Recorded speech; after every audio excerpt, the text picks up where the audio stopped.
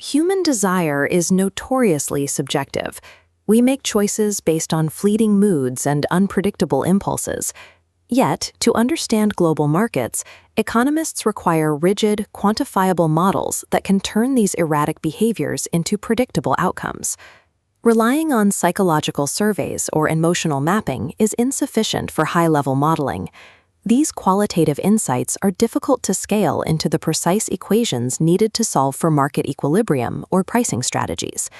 Economists solve this by constructing a strict mathematical architecture. This framework functions as a set of logical constraints that strip away psychological noise and isolate the mechanics of choice. To predict behavior across an entire population, we must translate qualitative preferences into a rigorously solvable optimization problem.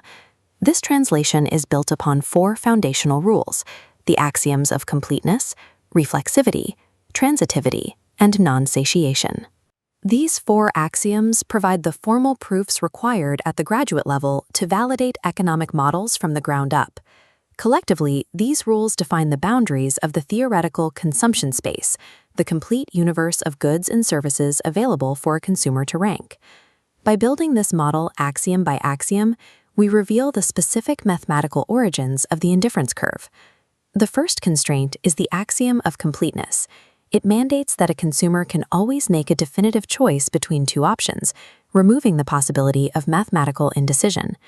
The formal notation establishes that for any two bundles, X and Y, the consumer must rank X over Y, Y over X, or value them both equally.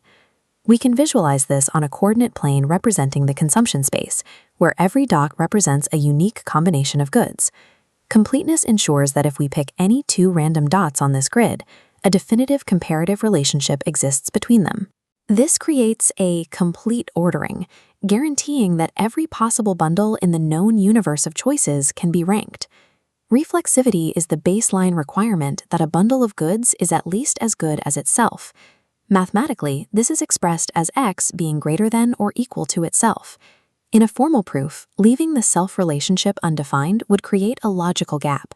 Explicitly stating that a bundle equals itself closes that gap, ensuring every single point on our preference map is logically accounted for. By drawing a relationship vector that connects a data point back to itself, we lock in internal consistency for every individual bundle. This forms a pre-order, a mathematical state that prevents sudden jumps or breaks in the data when we eventually convert these rankings into a continuous utility function. Transitivity enforces logical consistency across multiple successive choices. The equation dictates that if a consumer prefers X to Y and Y to Z, then they must prefer X to Z. Without this rule, consumer logic could collapse into a cycle, preferring A to B, B to C, but then preferring C back to A. In this impossible loop, a consumer is trapped trading between three bundles without reaching higher satisfaction. Transitivity breaks these cycles, realigning bundles into a strict linear hierarchy. Mapping this hierarchy reveals why indifference curves cannot physically cross. An intersection implies a logical contradiction. By outlawing logical cycles, transitivity forms a partial order, proving that indifference curves must remain distinct and parallel in their rankings. Non-satiation is the assumption that consumers always prefer more of a good to less. The vector equation establishes that if bundle X contains strictly more of at least one good and no less of any other compared to bundle Y, X is the superior choice. Plotting point Y, every coordinate in this upper right quadrant contains more goods. Consumers always prefer this territory.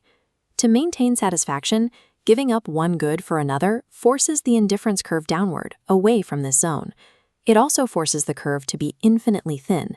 If a curve had any thickness, it would equate bundles of different sizes, which contradicts the mathematical requirement that more is always better. These four mathematical constraints collectively determine the geometry of consumer choice. This table summarizes how each algebraic axiom creates the specific geometric properties required for economic analysis. The combination of these axioms proves that a continuous utility function exists, allowing us to quantify human preference as a mathematical variable. We visualize this function by extruding 2D curves into a 3D space, creating a smooth topographical mountain, the utility surface. Calculus is then applied. Finding the tangency point between a budget constraint and the surface calculates exact maximum utility. Without the continuity established by the axioms, this surface would be broken, the calculus would fail, and consumer behavior would become mathematically unpredictable. A continuous utility function enables the derivation of well-behaved demand functions that remain consistent and differentiable. These functions allow economists to aggregate individual choices and model behavior at the scale of an entire market. This framework scales further into welfare economics, providing the tools to calculate Pareto efficiency and social welfare. Evaluating whether a society's resource allocation is optimal depends entirely on these 4 preference rules holding true across millions of individual actors. The geometry of the indifference curve serves as the visual proof of the mathematical logic that provides the foundation for modern economic theory.